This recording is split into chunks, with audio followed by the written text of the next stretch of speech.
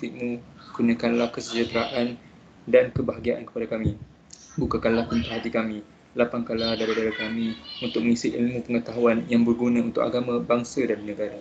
Kami mohon kepadamu agar engkau berkatilah majlis ini dengan limpahan rahmat-Mu. Semoga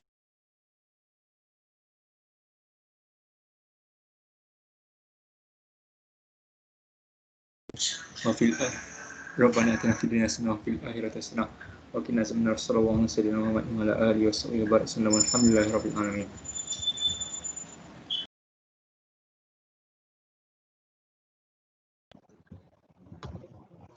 Amin, amin, ya Rabbal Alamin. Majlis merakamkan setinggi-tinggi penghargaan dan terima kasih kepada saudara Muhammad Fauzi atas bacaan doa itu tadi. Bunga mawar cantik tersemat dipetik gadis di tepi titi. Doa dibaca memohon rahmat, moga majlis sentiasa diberkati. Tuan-tuan dan puan-puan sekalian, sebelum tirai webinar dibuka, saya akan membacakan biodata panel jemputan kita pada hari ini. Panel jemputan kita merupakan pelajar tahun 3 program Sains Bahan Fizik dari Fakulti Sains dan Teknologi. Beliau bukan sahaja memegang jawatan sebagai YDP Persatuan Mahasiswa Fakulti Sains dan Teknologi, malah beliau juga memegang jawatan sebagai YDP Kelab Sains Bahan. Panel jemputan kita juga merupakan aktivis muda yang berpengalaman dalam menjayakan pelbagai program. Beliau merupakan aktivis alam sekitar yang pernah menyertai projek penanaman semula yang dianjurkan oleh Jabatan Perhutanan, projek penjimatan tenaga elektrik pada skala tempoh masa panjang dan program kesedaran penggunaan sumber tenaga solar iaitu pertandingan Solar Boat. Itu sahaja yang dapat saya kongsikan mengenai latar belakang panel jemputan kita. Majlis diteruskan lagi dengan menjemput panel jemputan kita pada malam ini untuk memberikan sepatah dua kata.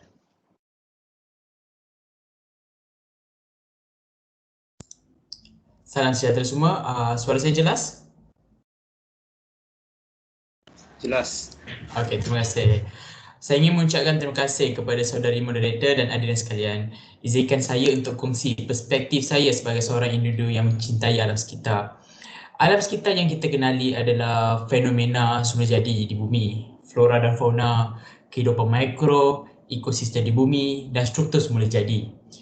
Mudah katanya alam sekitar merupakan segala ciptaan Tuhan dan bukan ciptaan manusia. Tetapi sejak IR 1.0, iaitu Industry Revolution 1.0, pada abad ke-18, kira-kiranya 250 tahun yang lepas, berlakunya globalization of society yang telah menyebabkan perubahan yang ketara kepada alam sekitar. Dan perubahan ketara ini adalah dipanggil sebagai the human impact towards the nature. Dan ini adalah impak yang kita boleh lihat di alam sekitar. Contohnya kita telah menyebabkan perubahan komposisi kimia di tanah, mewujudkan mikroplastik dalam air, peningkatan tinggi terhadap greenhouse gas dan banyak-banyak lagi. Di sinilah kita dapat memahami impak manusia adalah sangat-sangat tinggi terhadap alam sekitar.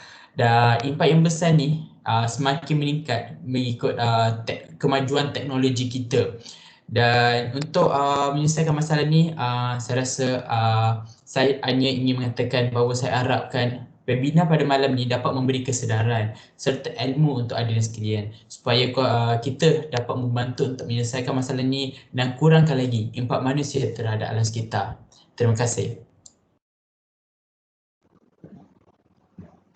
Ya, saya begitu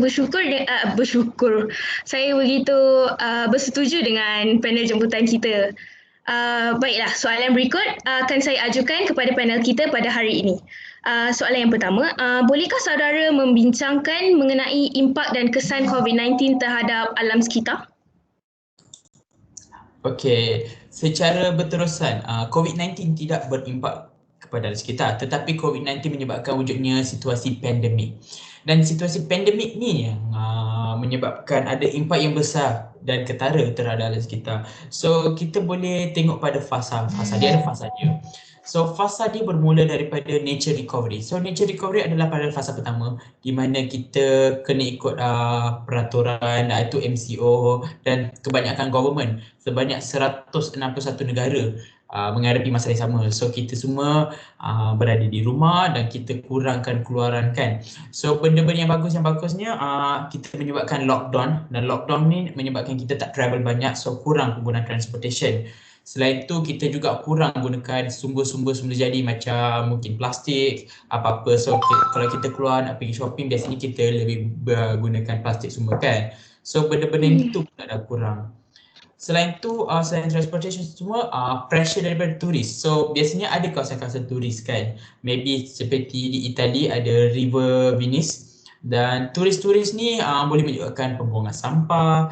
Macam kalau ada orang yang pergi dekat Batu Cave sebagai turis, kita boleh nampak ada sampah dekat sana sini kan. So ini semua adalah kesan daripada turis. Dan so kita nampak pandemik ini dapat kurangkan benda-benda ini secara mendadak.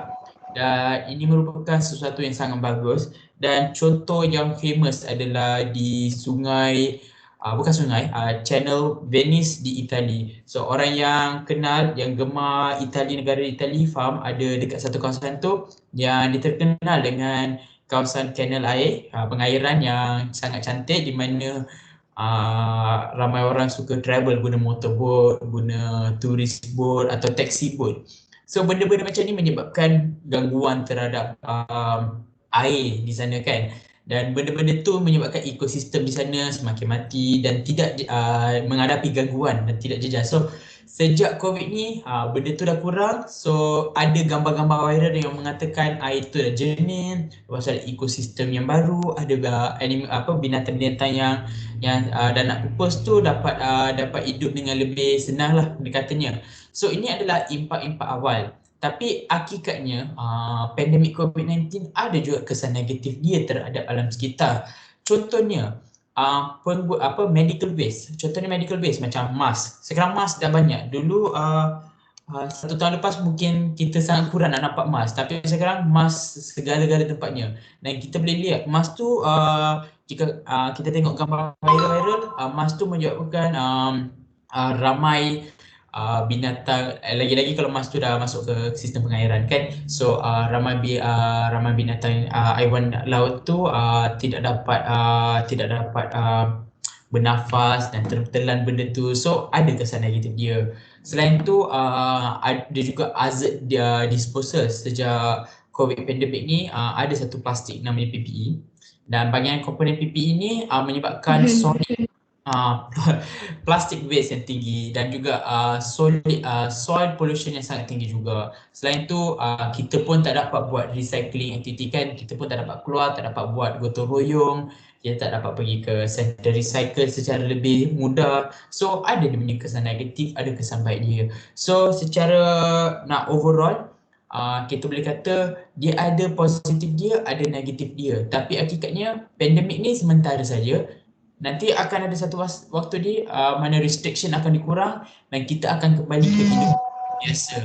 So di sinilah saya ingin harapkan bahawa kita continue momentum kesan positif tu walaupun pandemik dah berhenti. Saya harap jawapan saya menjawab ya. Ya betul. Terima kasih. Terima kasih atas penerangan yang sangat jelas sebentar tadi. Kita beralih kepada soalan seterusnya. Seperti sedia maklum, sewaktu pandemik COVID-19, alam sekitar kita semakin pulih dan baik. Pada pendapat saudara, bagaimanakah kerajaan memastikan alam sekitar kita sentiasa terpelihara untuk masa yang akan datang? Okey, harap-harapnya pada perspektif saya, pada pandangan saya, kita ada organisasi-organisasi yang penting. Contohnya Jabatan Alam Sekitar, Jabatan Perhutanan. Lepas tu kita ada juga Kementerian Alam Sekitar dan Air. So pihak-pihak ini perlu memainkan peranan mereka bukan saja dalam bahagian menghasilkan akta peraturan, tapi apa yang mereka telah menyebabkan, mereka banyak membuat program kesedaran secara online. So jika kita tengok laman sesawang JAS, Jabatan Alam Sekitar macam tu, kita nampak mereka ada letak pertandingan video, infografik, mereka ada buat pertandingan kesedaran semua macam tu kan. So benda-benda ini adalah satu benda yang mereka membantu untuk kesedaran supaya lepas pandemik ni, maybe masa pandemik ni ada generasi yang kita dapat lebih memahami dengan kesedaran alam sekitar. Selepas pandemik ni kita pula nak join buat program gotong royong ke, kita nak pastikan tak buang sampah sana sini, tegur orang yang buang sampah. So itulah contoh-contoh. Selain itu apa yang kementerian, bukan kementerian, kerajaan membantu adalah membantu dan menyediakan platform untuk membuat report. Contohnya semestinya kita ada banyak kawasan-kawasan yang kita kena pasti terjaga dalam sekitarnya kan. So memang bagi organisasi ini tidak dapat menjaga semua tempat pada 24 jam. So kita sebagai rakyat bertanggungjawab, kalau kita nampak ada orang buang sampah ke buat, mungkin ada kilang tu melepaskan bahan toksik ke apa, terima kasih kepada Jabatan Alam Sekitar, dia ada platform untuk kita buat report. So kita semua boleh mainkan peranan kita juga dengan membantu organisasi kerajaan untuk menjaga alam sekitar juga. So ini adalah contoh-contoh apa yang mereka buat. Selain itu kita tengok environmental policy. So kita ada Akta Kualiti Alam Sekeliling 1974. So environmental policy di sana adalah banyak. So dia akan menyediakan environmental policy di mana dia akan planning, lepas tu implementation, lepas tu kerajaan akan membuat satu checking and correction. Last sekali dia akan buat management review. Jika dia perlu ditambahkan, dia akan tambahkan. Kalau tak, dia continue. So itu adalah cara kerajaan membantu untuk kekalkan lagi ekosistem yang telah terpulih.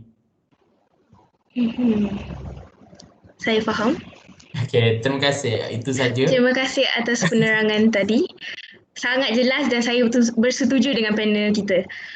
Baiklah, untuk soalan yang seterusnya.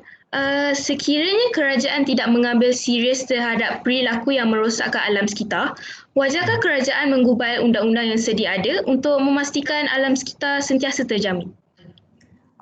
Itu satu soalan yang sangat bagus. Seperti kita tahu, kerajaan kita ada sediakan satu akta. So akta dia yang saya sebut tadi lah, Akta Kualiti Alam Sekeliling 1974. So akta ni, first of all akta ni memang dah lama, sejak lama dah ada dah. Akta ni memberi satu fokus terhadap orang ramai, di mana dia memberi fokus kepada pihak pengurusan semuanya untuk memastikan mereka tidak membuat pollution, tidak membuat pencemaran secara berleluasa. Tetapi as time goes by, dia ada kelemahan-kelemahan dia. Tapi pada pendapat saya rasa dia tak patut digubalkan, tapi dia patut ditambah baikkan. Contohnya baru-baru ni, tak silap pada bulan Oktober 2020, Jabatan Alam Sekitar bukan Jabatan Alam Sekitar, Kementerian Alam Sekitar dan Air, ya betul. Okey, mereka tambah baik balik pula. Apa yang mereka buat tu, mereka sebelum ni mana-mana pihak yang menyebabkan pengeluaran atau buang minyak ke laut contohnya, mereka akan dikenakan denda maksimum sebanyak 500,000. Pada masa 1974 mungkin 500,000 tu nampak macam tinggi, tetapi hakikatnya 500,000 bagi satu pihak yang seperti oil and gas adalah nilai yang sangat rendah. So mereka rasa hukuman tu tak cukup berat, so mereka tambah baikkan sampai 10 juta sekarang dia punya peningkatan dia. So kita boleh nampak dia ada tambah baik. Kerajaan ada buat pengubalan, akan semak semula, buat management review, tengok okey dia tambah balik.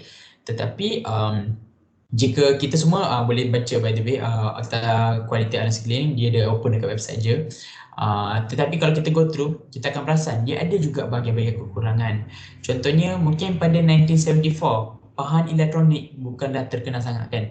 Bahan elektronik tu bukanlah dikonsider benda yang sangat berleluasa diguna pada 1974. So mereka tak tambah sangat pasal bahan elektronik. Tapi hakikatnya sekarang barang elektronik tu sebenarnya sesuatu yang memberi impak yang sangat besar kepada alam sekitar. So ramai daripada komuniti tak faham benda tu. So contohnya kalau kita ada phone kan, kita sering kalau phone dah rosak kita buat apa?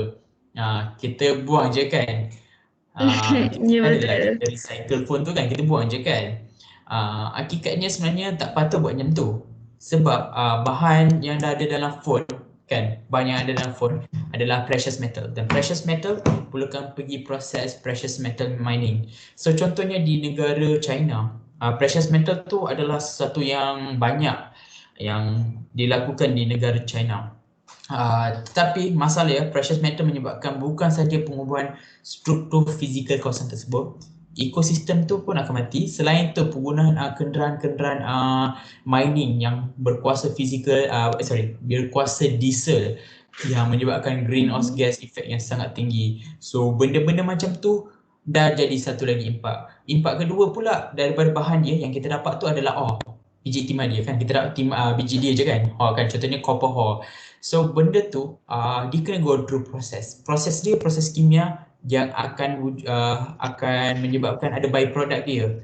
So benda tu contohnya di China ada satu case di mana satu tasik tu telah dia punya cemaran dia dah lebih sangat sampai semua ekosistem yang di sana macam ikan-ikan semua tak mampu hidup dah, semua dah mati. So ini adalah sebab kesan-kesan macam ni lah.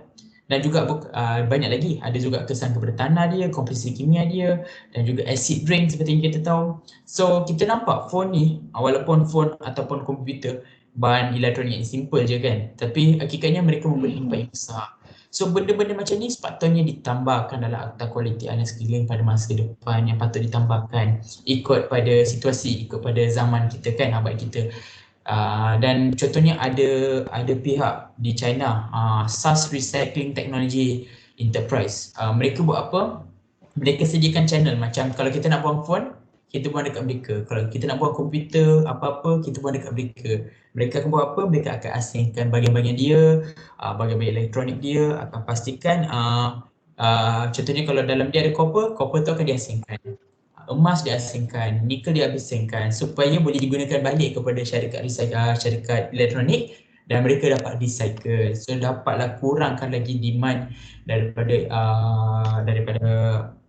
mining precious metal mining. So di sinilah saya rasa kita patut, peraturan dia tak patut digubalkan tapi ditambah baik, dipastikan lebih bersesuaian pada situasi dan ini saya rasa benda yang sangat penting.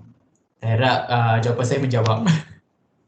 Ya, sangat menjawab. Respon yang sangat teliti oleh panel kita. Saya pun dapat menambah ilmu tentang yang macam panel kita cakap pasal bahan elektronik tu, dan saya rasa peserta-peserta webinar kita pun mesti dapat mempelajari ilmu yang baru. Baiklah, kita akan teruskan dengan memberi panel jemputan kita sedikit masa untuk berehat selama 10 minit. Right. Okay, thank you. Welcome.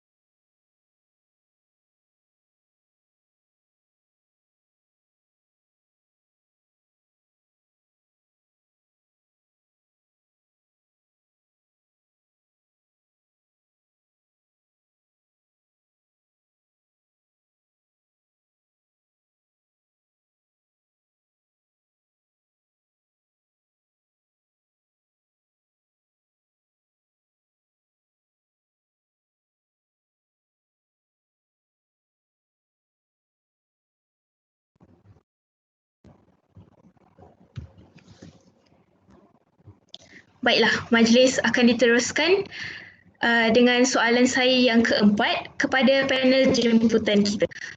Meskipun COVID-19 melanda Malaysia, wajarkah masyarakat Malaysia memelihara alam sekitar? Semestinya ya, pada pendapat saya, walaupun kita sekarang di situasi pandemik dan kita haruslah stay safe at home, right kan, kita patut berada di rumah, berada di situasi yang selamat, semuanya macam tu. Tetapi itu tidak mengelak kita untuk melakukan bahagian kita, tanggungjawab kita sebagai seorang individu terhadap alam sekitar. Contohnya ada pihak-pihak organisasi yang buat kesedaran online secara online kan. So kita sebagai individu pelajar, kita patut menyertai dan belajar dan menimpa ilmu macam mana kita nak membantu untuk membantu untuk memelihara the nature, macam ni kita nak recovery the environment kan. So itu semua adalah tanggungjawab kita dan itu adalah tanggungjawab sebagai seorang individu. Tak kisah individu tu seorang pegawai ke, seorang cikgu ke, seorang pelajar ke, budak kecil ke, tak kisah. So itu adalah tanggungjawab kita individu sebagai manusia. Selain itu kita pun kenalah memberi fokus terhadap kongsi kesedaran tu. Kalau kita nampak member kita buang sampah, kita nampak kawan kita buang sampah, atau parents kita pun, maybe ada parents kita yang buang sampah, kita kena berani tegur. Kita berani tegur atau membantu kutip yang buangkan supaya kita memberi ajaran tu, kita kongsi kesedaran. Tapi kita kena kongsi kesedaran tu secara positif kan. So benda-benda yang kecil macam ni yang akan membantu. So jawapan saya, jawapan simple dia je. Ya, saya pun rasa begitu juga. Pendapat saya pun sama dengan panel jemputan kita. Tapi masalahnya sekarang tak semua masyarakat Malaysia mempunyai ciri-ciri untuk memelihara alam sekitar. Jadi soalan terakhir daripada saya, bolehkah saudara kongsikan tips ataupun cara-cara supaya masyarakat Malaysia kita sama-sama dapat menjaga alam sekitar? Okey, soalan bagus. Kebanyakan orang dia rasa macam dia tak cukup ciri-ciri untuk menjaga alam sekitar adalah sebab bagi dia kan, nak jaga alam sekitar tu komitmen yang besar. Contohnya kita lihat orang kan pergi buat gotong royong jauh-jauh, orang pergi ke pantai buat gotong royong, ada orang buat penanam sumber hutan kan, dia memang penat. Lepas tu biasanya buat dekat weekend. So kita pun tak nak bazir masa weekend kita nak enjoy dalam masa weekend kan. So kita selalu fikir okey, benda ni komitmen besar dan saya tak mampu, saya sebagai seorang individu saya tak mampu dan saya nak enjoy. Tapi hakikatnya sebenarnya kita bermula daripada benda-benda yang kecil je. Contohnya kan, kita nak buang sampah kan, kita buang sampah je. Tapi sebenarnya sisa makanan tu kita buang asing, lepas tu kita buang plastik dia je. Selain itu contohnya kita ada makan gula-gula ke apa-apa, makan coki-coki ke, kita ada plastik dia kan. Daripada baling je mana rata-rata tempat, simpan dalam poket dulu. Kita tunggu masa dah jumpa tong sampah baru buang. So dia sebenarnya benda kecil je. So kalau orang ramai dah faham kan, benda-benda tu bermula dari kita, benda-benda kecil je kan. Kita pun dah pandai. Contohnya ikut pengalaman saya, apa yang saya buat adalah yang projek penjimatan elektrik kan. So kita buat dalam skala sekolah. Kita buat sekolah tu. So kita punya target tu, sekolah tu dalam masa 1 tahun dia kena jimat elektrik banyak.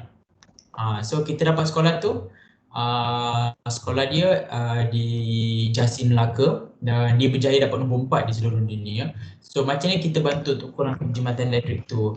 Apa yang kita buat tu sebenarnya orang ingat kita buat benda besar, kita komitmen stay lepas sekolah buat tu buat ni, tapi hakikat kita just make sure aircon yang diguna tu set 25 darjah, tak payah letak sampai 16, tak semestinya.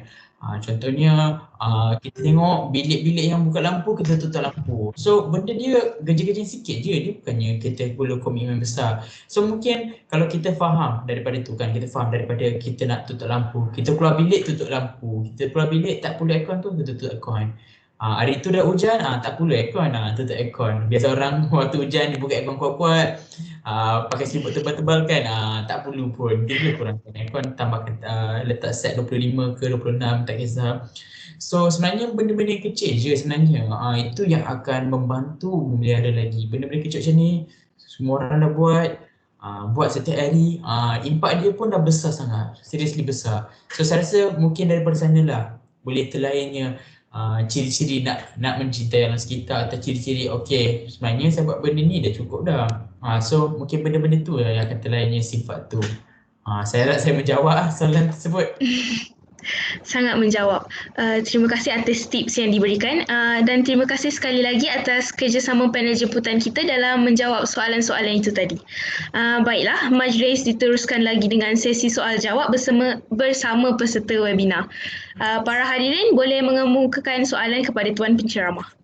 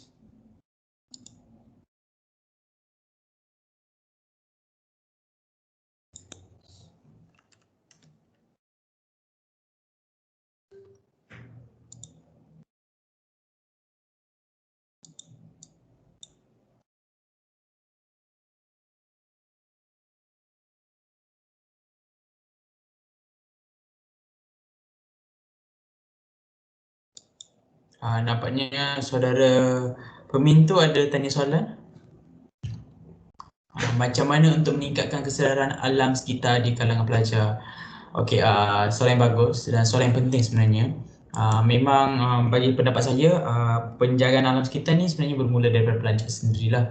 So bagi pendapat saya, macam mana kita nak meningkatkan kesedaran alam sekitar tu dalam kalangan pelajar tu, kita bermula dengan pendidikan mereka. Contohnya kalau kita tengok pada sekolah menengah kan, kita ada pendidikan moral, kita ada kelas pendidikan agama, dan biasanya dalam kelas ni dia akan ajar untuk mencintai ciptaan Tuhan. Dan bila dia mengajar kita, mendidik kita untuk mencintai ciptaan Tuhan tu, kita kena memahami kenapa kita kena cintai ciptaan Tuhan. Sebenarnya sebab kita ni semua dalam satu ekosistem yang besar. Kita menjaga kita kan. So kalau kita menjaga alam sekitar tu akan menjaga kita, menjaga generasi yang akan datang dengan memastikan keperluan udara yang oksigen tinggi, memastikan kurangnya kesan macam climate change kan. Sekarang kan banyak orang dah kena heat stroke kan pada waktu musim panas tu. So sebenarnya kita menjaga alam sekitar tu untuk menjaga ekosistem besar tu, untuk menjaga keseimbangan antara kita dan juga bumi itu sendiri. So saya rasa kita boleh start dengan ajaran. Lepas tu kita macam contohnya ada program. Pada masa tu ada program Lestari Sekolah. Saya tak pasti jika korang pernah dengar. So Lestari Sekolah ni satu program di mana kan sekolah tu, setiap sekolah akan masuk program untuk pastikan ada golongan pelajar tu yang memberi fokus terhadap penjagaan alam sekitar, memberi fokus terhadap untuk memastikan sekolah tu dapat kurangkan dia punya sumber pembuangan dia, dapat guna recyclable, dapat recycle, dapat reuse. So contohnya ada sekolah diguna tayar-tayar yang terpakai tu sebagai pasu bunga, lepas tu dia decoratekan lagi, lepas tu ada kawasan dia nak recycle, dia tak buang, dia tak bakar sampah lagi. Mungkin ada sekolah dia bakar sampah, tapi kita elak benda tu, mereka guna pembuangan, pelupasan sampah yang betul lah, yang patutnya lah. So itu semua bermula dari sekolah. So kalau pelajar tu, pihak sekolah, pihak guru, semua kena memberi pengajaran yang patut. Saya harap saya menjawab soalan daripada saudara Pumin.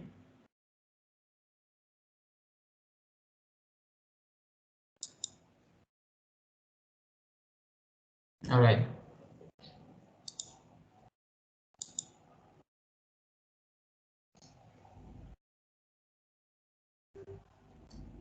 Soalan yang bagus. Sebenarnya baru-baru ni kebetulan saya ada buat kajian dia. Sebenarnya sekejap, one second. Izinkan saya untuk share screen boleh? Syafiqah, moderator. Boleh. Okay, boleh. Okay, sekejap you. Okay. Ini sebahagian daripada kajian yang saya buat during bukan during untuk kelas saja sebenarnya. Tapi boleh share juga sekali. Share content. So boleh nampak gambar kan?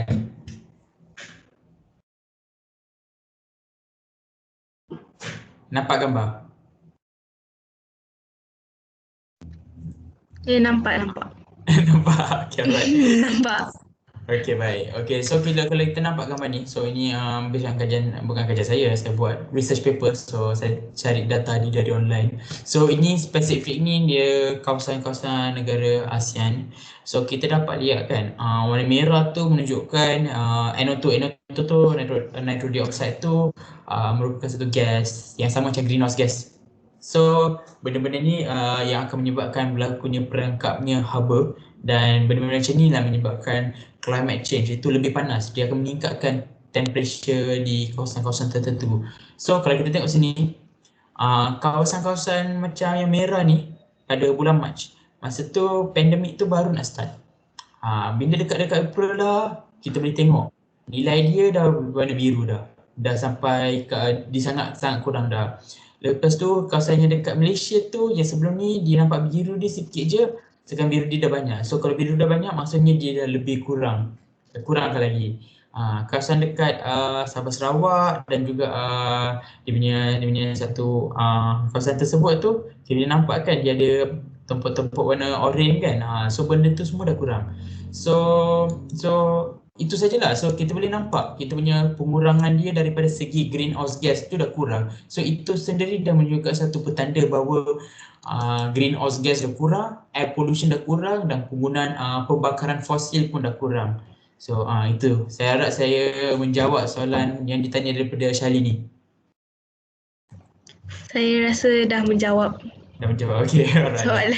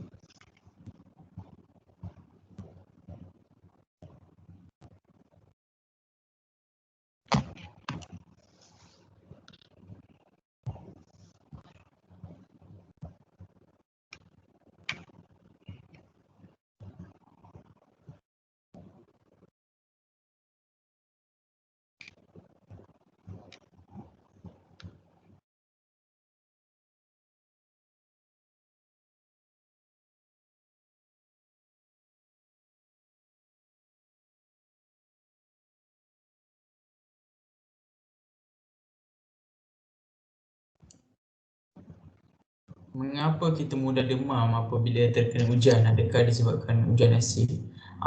Soalan yang bagus.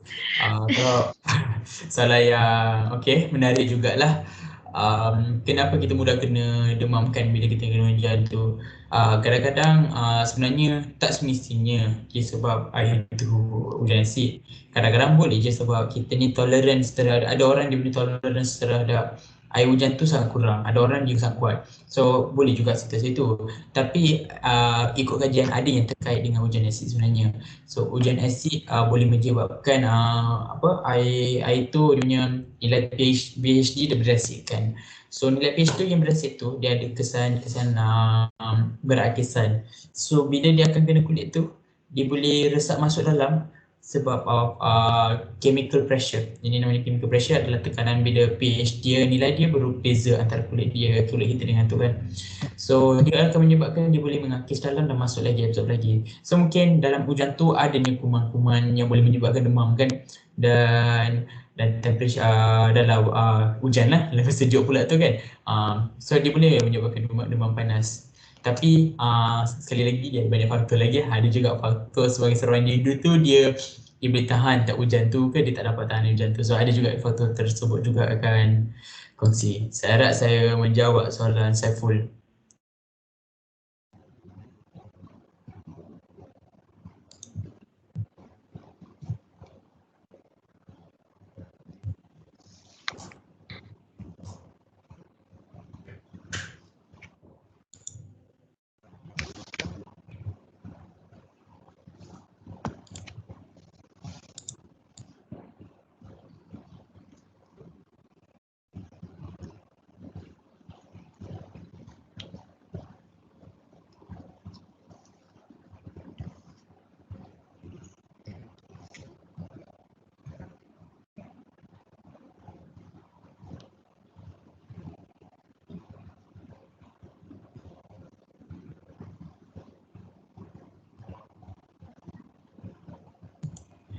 bagaimana dengan Syafiqah, pihak moderator, ada tak soalan yang ingin ditanyakan?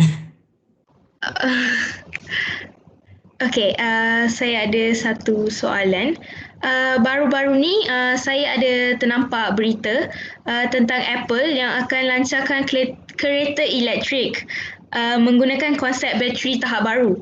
Apakah pandangan panel tentang impak kereta elektrik terhadap alam sekitar sekiranya kereta elektrik ini dilancarkan pada 10 tahun yang akan datang? Okay, so sebelum kita bincang pasal kereta elektrik kan, kita kena memahami dulu konsep kereta tu dengan tenaga dia. So at first kita ada kenderaan fossil fuel kan, kita guna fossil fuel kan. So fossil fuel ni adalah pembakaran dari tenaga. So fossil fuel tu adalah hydrocarbon, rantaian hydrocarbon yang bila dia ada cukup tekanan, cukup tenaga, dia akan menghasilkan cukup tekanan dengan haba, dia akan hasilkan tenaga. So benda tu yang kita guna dalam kenderaan kita selama ni. Dan bagusnya hydrocarbon ni dia sangat dense, sangat padat tenaga dia. So contohnya kalau kita ada 1 liter tu, bolehlah kereta tu pergi 10 km. 1 liter mungkin berat dia lebih kurang 700 gram, 800 gram. So dengan berat 800 gram tu boleh pergi 1 km contohnya lah. Pada masa tu, pada masa awal, walaupun kita ada bateri tu tenaga dia tak cukup dense. So bateri yang 5 kilo baru boleh pergi 1 km. Contohnya lah, saya memberi satu contoh agaran. So kita boleh nampak, so kita nak letak kalau kenderaan saya nak pergi 100 km, saya kena letaklah lebih kurang 50 kg berat di bateri. Tapi untuk minyak tu tak sampai 10 kg contohnya. So benda tu akan affect lagi. Dan selain tu kan yang saya tadi katakan bahan elektronik dia ada proses mining kan. Proses mining ni sebenarnya sangat mahal. Sebab tu phone kita bateri dia kecil je sebenarnya. Bahagian bateri tu sangat kecil. Walaupun 5000 mAh tu nampak besar, tapi sebenarnya dia sangat kecil. Dan ini adalah sebab bahagian dia punya precious metal tu sangat-sangat mahal. So bila you nak letak dalam kereta, contohnya letak kereta yang bertenaga 30 kW, 100 kW pun ada. Bateri yang digunakan sangat banyak, sangat-sangat berat, boleh sampai cecah 300 kg. Contohnya kereta Tesla yang kita famous kan, Tesla Model S, dia punya bateri sampai dah nak sampai 300 kg. Dengan teknologi dia, walaupun kita dah modern teknologi, kita punya kelemahan tu berat bateri tu. Lepas tu kita nak charge balik. Nak charge balik tu, kita tak boleh charge dengan letak tenaga yang banyak pada masa sama. Nanti bateri tu akan letup. So dia ada tahap dia charge tu. So benda tu semua adalah satu faktor. Bayangkan nak pergi tempat nak isi minyak, kena tunggu 2 jam. Siapa nak? So itu adalah masalah-masalah yang kita hadapi awal-awalnya dengan kenderaan elektrik. Awal-awal lagi kenderaan elektrik pada awalnya kita orang selalu sering kata performance tak cukup. Tapi as time provides kan, as time goes by, sekarang kita ada kereta kereta elektrik yang dah mewah, dah bagus, dah futuristik. Contohnya mereka sekarang dah guna bahagian grafin untuk meningkatkan dia punya kadar pengecasan. So sekarang daripada dulu macam saya kata dia akan ambil berjam-jam untuk charge kereta tu kan. Sekarang kereta macam Porsche, ada satu Porsche baru, Porsche elektrik. Kenderaan tu hanya perlukan 45 minit. Charge 45 minit tu dia boleh charge sampai kenderaan boleh pergi lebih kurang 250 km. So walaupun lama juga 45 minit, tapi dia dah lebih baik daripada sebelum ni, daripada berjam-jam. Lepas tu performance kenderaan tu, elektrik tu sekarang, elektrik tu motor tu pun telah diubah sesuai untuk pastikan dia tahan haba, tahan semua, dan dia dapat pergi kenderaan yang boleh performance tinggi semuanya. So dengan sikit kita sebenarnya sedang settlekan masalah-masalah yang dihadapi dengan kenderaan elektrik. So pada pendapat saya, kenderaan elektrik ni mungkin pada masa 10 tahun. Dengan sekarang pun kita sedang buat kajian super capacitor. Manusia sedang buat kajian super capacitor mana you boleh charge kenderaan dalam beberapa minit je, macam isi minyak. So dengan cukupnya masa, dengan cukupnya sumber, dengan cukupnya dana yang didapat, kita rasa dapat buat research yang proper tu, saya rasa memang boleh dalam masa 10 tahun kenderaan elektrik dapat gantikan kenderaan fossil fuel, walaupun sebenarnya ramai yang tentang penggunaan kenderaan elektrik sebab ramai berpendapat kalau kita guna kenderaan elektrik sebenarnya dia ada impak yang lagi besar kepada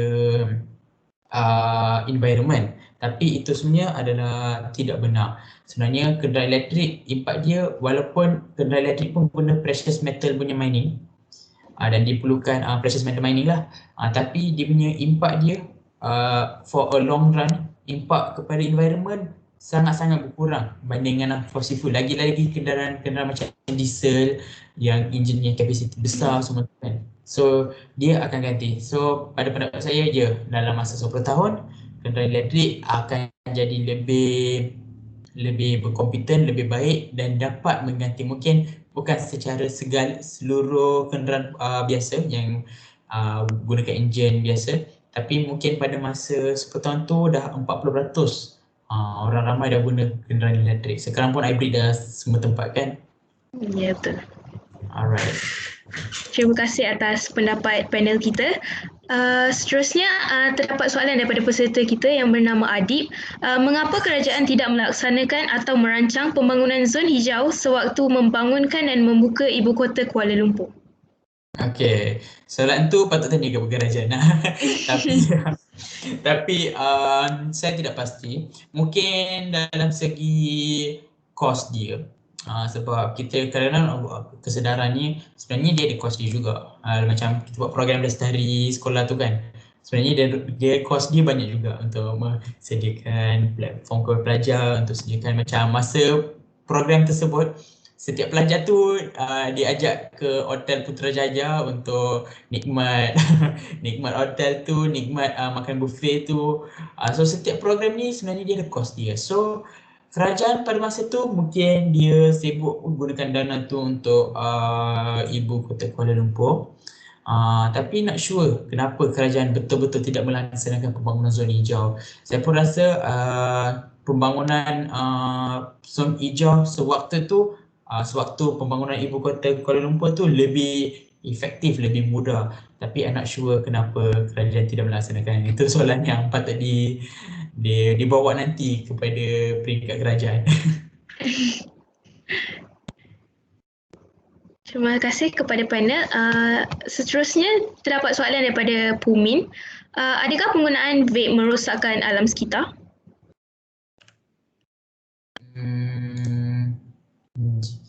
Bagi saya e-cigarette kan, bukan e-cigarette, sorry, vaping kan. So vaping sebenarnya dia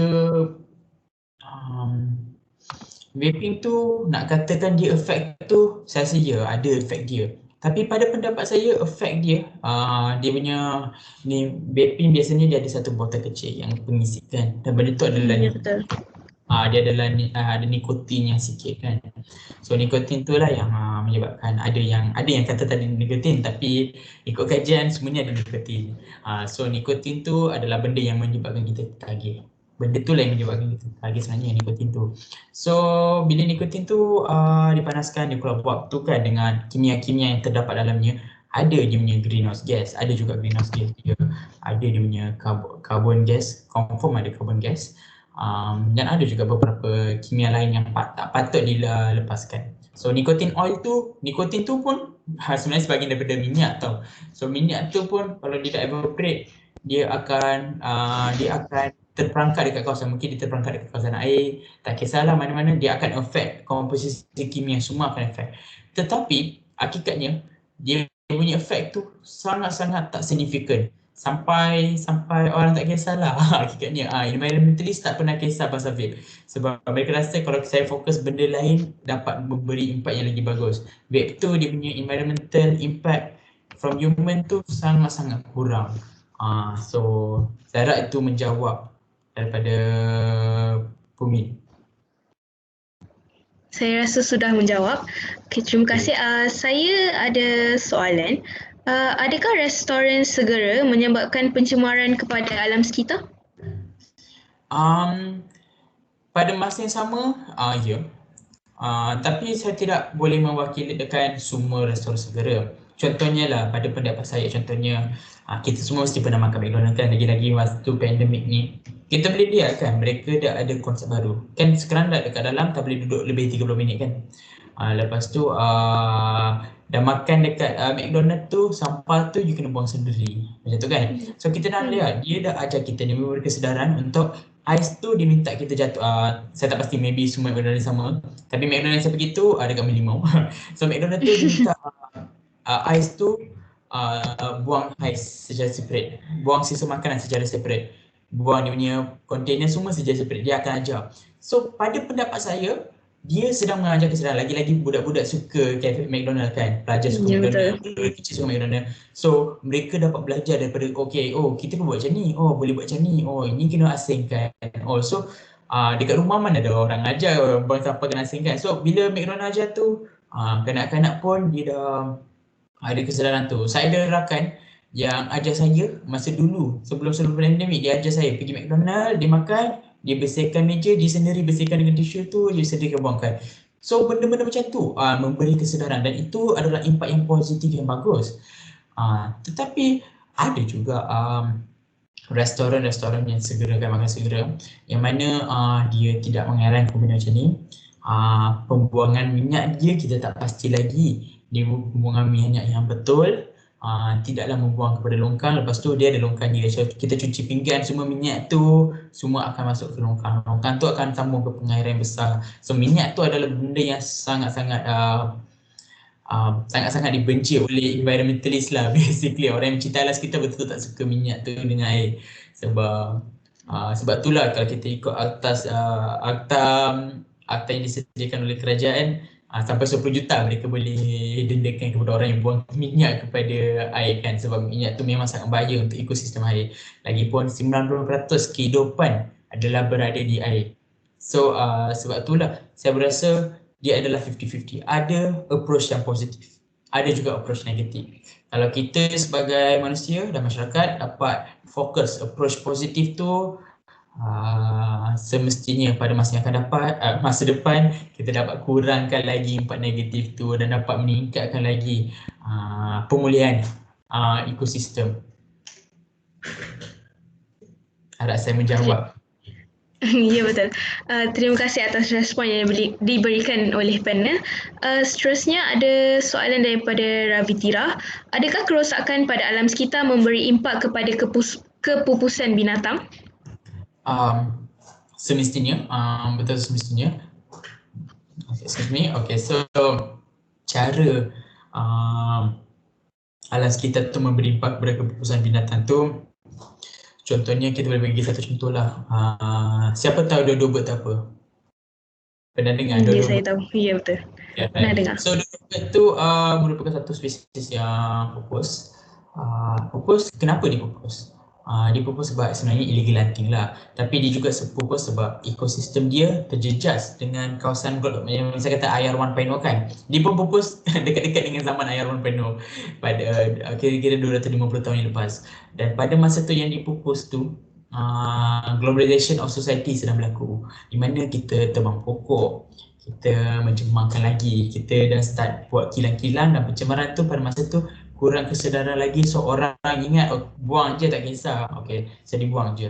So benda-benda macam tu lah menyebabkan kepupusan. Itu satu yang kita nampak. Sebenarnya berjuta-juta lagi sedang mengalami masalah kepupusan. Lagi-lagi yang berada di air sebenarnya. Air ni ada binatang dia sangat spesifik. Dia boleh pergi berapa level dia punya depthness untuk dapatkan cukup cahaya dan juga cukup temperature dia. Ada juga yang tinggal dekat dengan bawah sekali, dekat dengan kawasan geothermal untuk dapatkan haba tu. So ada pelbagai binatang yang sangat-sangat spesifik dia punya kondisi dia. Macam kita boleh ubah 1 Celsius pun nanti dia akan mati. So banyak binatang macam ni adalah efek daripada kita punya environmental impact lah. So kita rosak kepada alam sekitar tu, kita mencemar, kita tebang pokok, banyak spesies burung. Jika satu lagi fakta yang saya boleh lepaskan, siapa yang tengok cerita Rio kan, kartun Rio yang ada biru, ya betul. Burung warna biru tu kan, Ya betul. mereka dah pupus. Baru-baru ni mereka dah propose. So ini adalah satu contoh lah. Lagipun burung tu berada di kawasan Amazon Forest tau. Amazon Forest kalau orang tahu itu adalah satu hutan yang paling besar. Dan kenapa boleh berlaku ni? Sebab mereka terdapat ada pihak-pihak yang sedang buat penebangan pokok di sana. Dan walaupun benda tu dah endangered, sekarang dah propose dah sebab penembangan yang illegal tu. So kita boleh nampak secara masa yang zaman kita tinggal ni pun kita dah nampak dah ada binatang sedang pupus. Saya harap saya menjawab soalan. Saya rasa sudah menjawab. Alright. Seterusnya soalan daripada Haryani. Apa cara paling mudah untuk urus minyak masak terpakai? Adakah syarikat tertentu yang boleh dihubungi boleh collect secara bulk di kawasan perumahan? Okay, so biasanya kalau kita tengok pada macam kawasan pengurusan kedai kan, mereka buat macam tu. Mereka ada kawasan untuk tuang minyak tu. Saya pernah ada pengalaman. So mereka buang dekat kawasan, dia bukan buang, sorry. Dia akan masuk dalam satu kontainer besar tu, kontainer plastik kalau kita nampak. Kita isikan, lepas tu dia akan dipupus kepada syarikat tertentu dengan secara bulk betul, secara bulk. Tapi so far tiada secara komersial kepada kawasan perumahan. Tapi dia ada cara dia. Kalau kita approach syarikat-syarikat tertentu, kita boleh bincang dengan mereka dan kita boleh kasih. Tapi kita kena make sure kita ada dia punya container tu, yang container yang mengikut parameter-parameter tertentu. So container tu kena beli, lepas tu kita kena isi sendiri macam tu. Lepas tu lagi menarik, ada syarikat-syarikat tertentu menggunakan minyak masak yang terpakai ni digunakan sebagai biodiesel. Biodiesel merupakan kenderaan yang diesel yang menggunakan minyak masak yang terpakai. So harap-harapnya kalau kita jumpa syarikat tertentu, kita boleh dah buat sistem yang bulking tu dalam kawasan perumahan. Harap-harap lagi-lagi developer of kawasan perumahan tu dapat membantu, dapat support benda macam ni. Harap-harap pada masa depan benda ni lebih boleh jadikan sebagai satu norma dalam society kita. Alright, terima kasih. Terima kasih kepada panel jemputan kita. Baiklah, kita akan memberi sedikit masa untuk panel kita berehat. Kita akan teruskan lagi sesi webinar kita dalam masa 10 minit. Alright, terima kasih.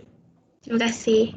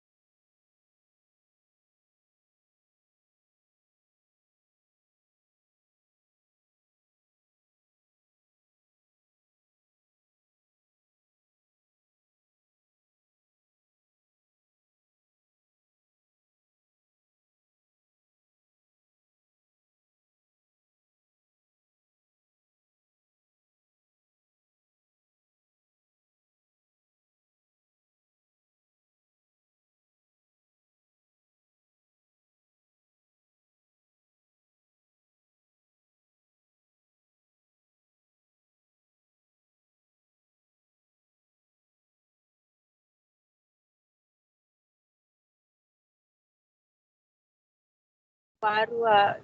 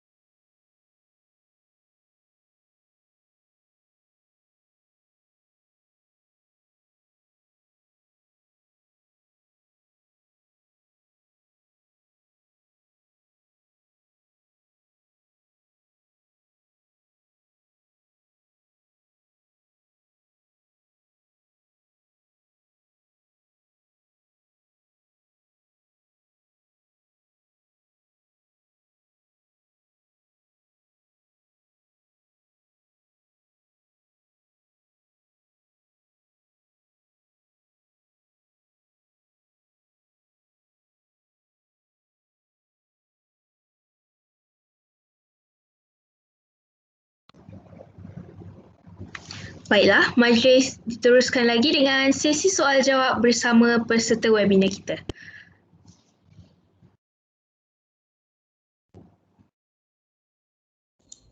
Alright, boleh? Saya rasa kita boleh continue dekat soalan. Soalan Pumin.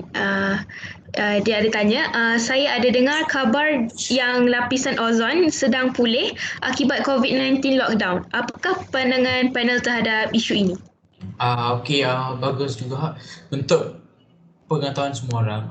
Sejak 1970s pada zaman 70-an, saintis ada jumpa ada kawasan yang sedang mengakis dekat dekat ozon kawasan polar cap. So polar cap tu North Pole dengan South Pole kan. So dia jumpa dekat North Pole. So dia jumpa solar oil pula, ozon oil tu kan. Dan mereka dapat dia sedang mengakis sejak ketara. Dan tiba-tiba ada satu waktu tu dia memang dah berlubang lah basically. So bila dia ada kawasan yang macam tu kan, dia dah berlubang, dia mendapati dia akan menyebabkan kurangnya pengelakan sinaran cahaya matahari dengan sinar UV semuanya, dan ia akan menyebabkan peningkatan haba secara ketara. So dia memang bahaya. Sebab tu kalau kita tengok North Pole sekarang, kita boleh nampak kawasan-kawasan iceberg yang sedang cair, kawasan-kawasan yang ais tepi-tepi tu sedang berpecah sebab peningkatan temperature yang average tu. Tetapi recently sebenarnya sebelum lockdown ni pun kita dah dapati ada recovery, tapi sangat kurang. Tapi ketika lockdown ni kita nampak recovery pada 1 hingga 3%, dan peningkatan recovery ni memberi satu forecasting lah. Kita mencaki, para saintis mencaki pada tahun 2030 kita dapat mengecilkan lubang tu 50% dan pada tahun 2060 kan, 2060 masa kita semua dah tua-tua, masa tu ozon hole tu dapat recover sepenuhnya. Tapi ini berdasarkan dengan forecasting. So forecasting tu menunjukkan data-data yang ada. Pada masa depan, kalau kita punya pemulihan alam sekitar lebih baik, pengurangan greenhouse gas yang lebih kurang. By the way, greenhouse gas ni ada yang gas-gas tu dapat mengakis, saya inform. So kalau kita kurangkan lagi greenhouse gas, pengurangan greenhouse gas, mungkin teknologi semakin efisien dan penggunaan macam kan peti sejuk kurangkan gunakan gas GHG dengan kompresi efisien. Mungkin kita dapat menyelesaikan masalah lubang ozon tu dapat lebih awal, mungkin pada tahun 2030 dah settle dah tutup dah recover 100%. Saya harap saya menjawab soalan Pumin. Terima kasih panel jemputan kita. Kita beralih ke soalan yang seterusnya daripada Ravitira. Jika tiada kewujudan hutan, adakah ini akan memberi impak kepada alam sekitar atau benda hidup? Jika ya, bagaimana? Okay, so hutan kan. So hutan ni memainkan peranan untuk prevent heat trapping. So heat trapping tu contohnya bila sinaran cahaya contohnya kalau kita ada konkrit kan, dinding konkrit dengan bangunan kita kan, so we call it the concrete jungle. Bila cahaya langgar, dia akan reflect bawah, dia akan terperangkap. Dia akan reflect antara satu sama lain, betul akan terperangkap. Tapi hutan dia akan elak benda tu. Dengan begitu baru one of the effect. Satu lagi effect dia adalah ekosistem semua binatang. Tumbuhan tu adalah ekosistem sendiri tau. Dengan tumbuhan tu adalah makanan primer. Sumber primer adalah tumbuhan. Kalau kita tengok food chain ataupun food web, yang primer adalah tumbuhan.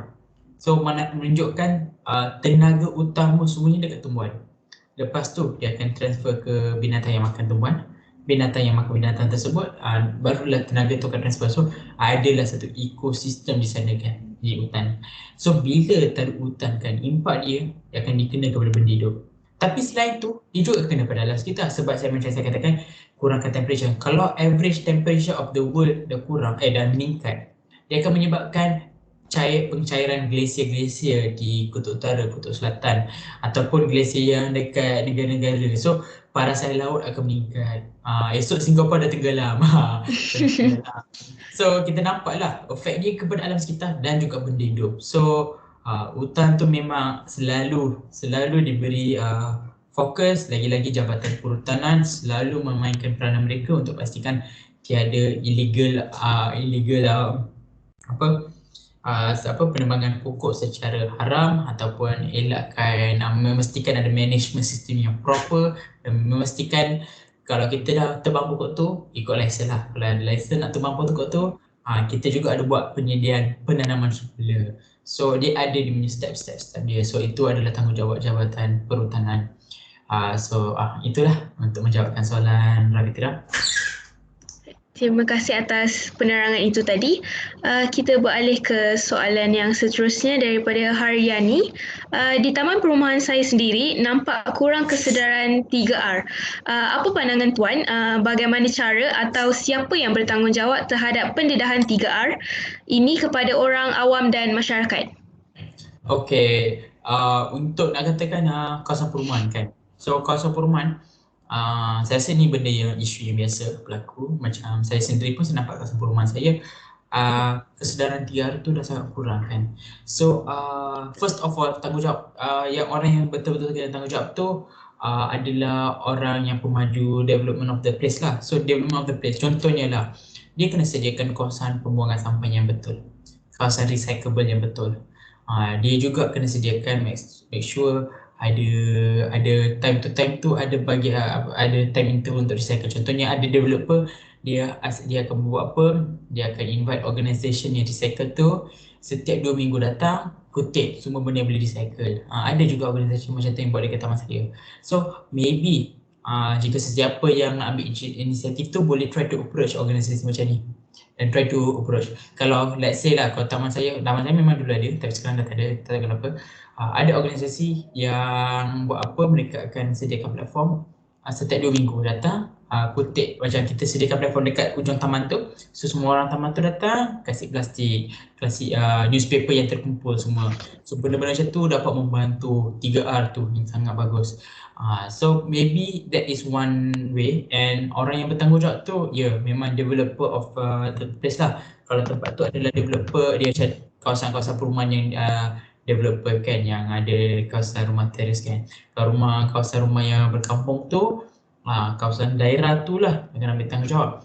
Kalau nak informkan benda ni, bagusnya kena inform YB yang kawasan terdekat lah. Mereka juga kena mainkan peranan mereka untuk pastikan kawasan perumahan mereka tu terjaganya dia punya kebersihan, dia punya pencemaran semua. Harap saya menjawab. Terima kasih atas jawapan itu tadi. Seterusnya kita beralih ke soalan yang terakhir, iaitu daripada saya. Sekarang ni kan pertambahan penduduk semakin banyak. Apabila pertambahan penduduk itu semakin banyak, adakah ia akan memberi impak kepada alam sekitar? Soalan yang bagus. Ini memang satu soalan yang saya pernah terfikir pasal alam sekitar kita kan. Sebab alam sekitar tu adalah sebenarnya sumber kita juga. Memang impossible untuk manusia tiada memberi impak langsung kepada alam sekitar. Memang impossible. Hakikatnya kita ni adalah terlahir sebab sumber-sumber alam sekitar tu. Makanan tu daripada alam sekitar. Ya, betul. Mungkin konkret tu, kita dapat batu tu daripada alam sekitar. Walaupun bahan elektronik macam phone kita, galian dia diperlukan galian precious metal daripada alam sekitar. Impossible nak katakan ada orang dia nak buang dia punya komputer, nak buang phone dia, nak buang semua, tak nak apa-apa. Impossible. Kita pun nak rumah, kita pun nak buat, nak join kelas semua kan. So impossible. So bila dah datang situasi sekarang pun kita dah menjelang 8 bilion kan. Dan faktanya kita dah terlebih populasi. Contohnya saya memberi satu fakta. Kalau kita kumpulkan semua manusia, berat kita 10 kali ganda lebih tinggi daripada semua binatang wildlife. So populasi kita, food web dah sangat overpopulasi. So dengan development teknologi dan development kehidupan kita yang semakin selesa, hakikatnya kehidupan kita semakin selesa. Walaupun sekarang kita bersusah, tapi hakikatnya kita sedang berselesa kalau kita nak bandingkan pada zaman-zaman dulu. Lagi-lagi zaman-zaman istana semua kan. So kita lagi selesa. Kita nampak peningkatan populasi itu secara exploration, maksudnya secara mendadak lah kita punya.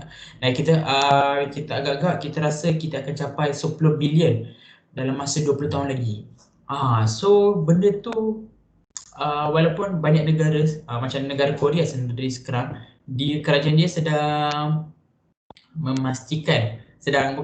mendorong keluarga ada anak lebih dari seorang, sebab Korea tu ikut statistik mereka punya populasi density sangat kurang. So kerajaan mereka sedang buat macam tu lah.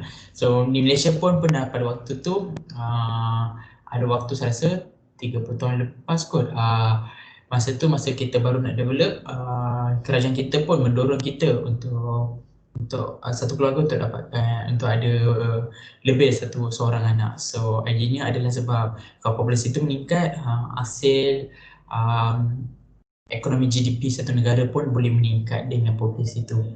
Itu idenya. Tetapi hakikatnya betul, manusia akan memberi impak. So kita sebagai manusia, apa yang kita boleh buat? Kita tak dapat elak 100%, tapi kita kena ada management baik. Sebab itulah kalau kita nampak makanan, kita janganlah makan sikit dah kenyang kita buang. Kalau kita nampak macam barang elektronik kita nak buang. Kalau kita nampak plastik tu kita buang je. So kita dah nampak prinsip manusia kita membazir itu kan, yang kita belajar di kelas pendidikan agama dengan kelas pendidikan moral, kita belajar untuk tidak membazir. Ia adalah sebab kita sedang membazirkan sumber-sumber asli ni yang pada generasi yang akan datang mereka perlukan. Mungkin kita tidak dapat tahu nilai, tidak tahu harga sumber tu, tapi pada masa yang akan dapat, masa depan generasi tu bila dia tak ada benda tu, dia baru akan terasa nilai dia. So sebab itulah kita manusia walaupun kita dapat elak, kita kena selalu selalu mengamalkan penjimatan, kita kena selalu mengamalkan tidaklah membazir. Kita guna apa yang kita patut je, jangan ada yang terlebih. Kadang-kadang kita lapar, kita ambil lebih-lebih, lepas tu tak makan kan. Contohnya. Betul. So benda-benda macam tu, kita adalah benda-benda kecil je. Just take what you need, benda-benda yang kecil je. You tak perlu 3 phone, tak perlu 3 phone, tak perlu 3 phone. You tak perlu buang barang plastik tu rata-rata tempat, tak payah buang rata-rata tempat. Dan ada juga speculation kan yang berkatakan plastik ni benda yang tak baik. Ya, plastik ni memang benda yang tak baik, tapi sebenarnya plastik ni dicipta. Macam saya pelajar saiz bahan, so saya belajar pasal polimer dan plastik. So plastik ni diciptakan untuk elak penebangan hutan secara berleluasa. Dulu kita guna banyak paper dengan wood. Baik, kita punya laci dulu semua dah buat daripada kayu. Tapi sekarang kita nampak laci semua buat dari plastik kan. Macam kita pergi IKEA, mana ada IKEA barang wood dia sikit je sekarang kan. So what we can see is that kita sedang change. Kenapa kita change? Sebab masa tu hutan sedang berkurang secara berleluasa dan itu adalah impak sangat negatif dan plastik telah diciptakan. So sekarang pula kita ada masalah di mana plastik tu masuk sungai, binatang tercekik dengan benda tu, plastik tu melepaskan toksin. Bukan salah plastik tu, tapi kita yang tak manage benda tu. Plastik tu, kebanyakan plastik yang kita tahu ada tu sebenarnya boleh recycle. Kebanyakan dia boleh dicairkan, digunakan balik. Tapi kita dengan sifat pembaziran dan kurang kesedaran, kurang ilmu tu, kita tak pasti, kita buat secara tidak sengaja. Kalau kita kecil-kecil, kita nampak orang buat, kita ingat terpapar plastik je kot, apa masalahnya. So kita nampak management tu sangat penting. So walaupun populasi kita meningkat secara mendadak, kalau kita pandai manage, harap-harapnya kita dapat hidup dengan selesa, generasi akan datang pun dapat hidup dengan selesa. So itu yang penting. Thank you. Saya harap saya menjawab soalan. Ya, sangat menjawab. Terima kasih atas respon yang diberikan kepada daripada panel jemputan kita. Maka dengan ini berakhirlah sudah webinar kita pada malam ini. Tahniah diucapkan kepada semua peserta yang memberi kerjasama dan sudi meluangkan masa bersama kami hingga ke penghujung majlis. Untuk pengetahuan semua, pihak majlis mewakili SIG OSCAP berbesar hati dan berbangga dengan kejayaan saudara Hari Balagan. Sebagai tanda penghargaan, pihak kelab bersetuju untuk menyampaikan sagu hati dalam bentuk wang tunai sebanyak RM200 Malaysia kepada panel jemputan kita secara atas talian. Semoga semua peserta dapat memanfaatkan ilmu yang diperoleh dan berkongsi dengan rakan yang tidak dapat turut serta dalam program ini.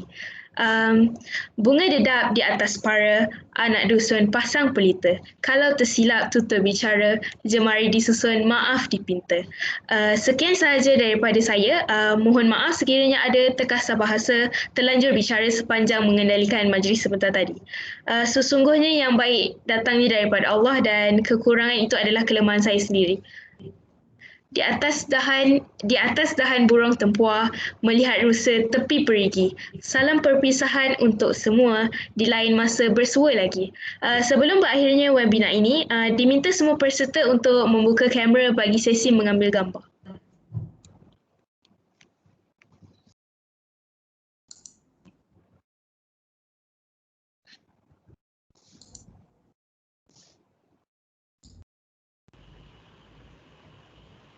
Okay, semua ready ke? Okay. Okay, sekejap. Okay. Sekejap ya. Okay. Dalam kiraan 3, 2, 1, kamu semua senyum ya. Okay. 3, 2, 1. Senyum.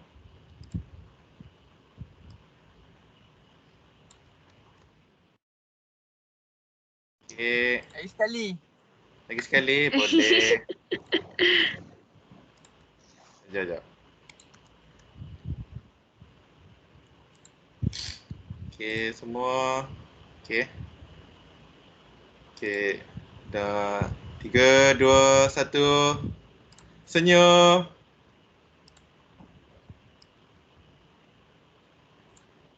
Okay, terima kasih semua. Alright, terima kasih semua.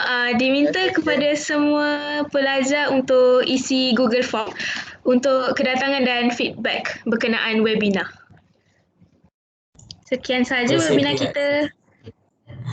Okay, sorry. Sekian sahaja webinar kita pada malam ini. Terima kasih. Assalamualaikum dan selamat sejahtera. Terima kasih.